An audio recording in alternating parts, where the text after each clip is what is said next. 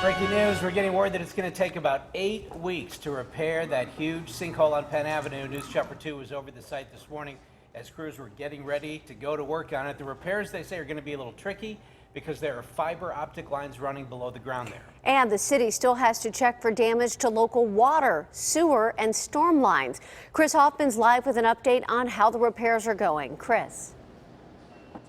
Good afternoon. Those crews, they're still out here. Just take a look. Many of them still going down to that sinkhole that, 24 hours ago we saw a bus there. Now crews going in there trying to get the debris out. Now, if you're driving home, avoid Penn Avenue, between 10th and 11th Street.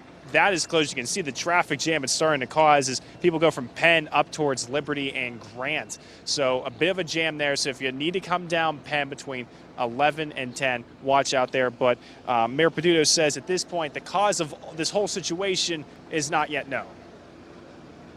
A couple of weeks we may get an idea of what the primary cause was. It was not the water line. Crews with the city and utility companies got to work on repairs that are expected to last for weeks. According to the city, the amount of utilities in the hole complicates the process. There are water lines, power lines, and gas lines, to name a few. The street cannot be repaired until all the utilities are fixed. Mayor Bill Peduto is not sure yet if the city will have to dig up other parts of 10th Street to address the issue. There will be surveys done before the work is done and have an idea of what type of damage we're looking at in the adjacent areas as well. All this work is expected to take about 8 weeks. Mayor Peduto says tests for sinkholes aren't usually done unless a new building is coming in.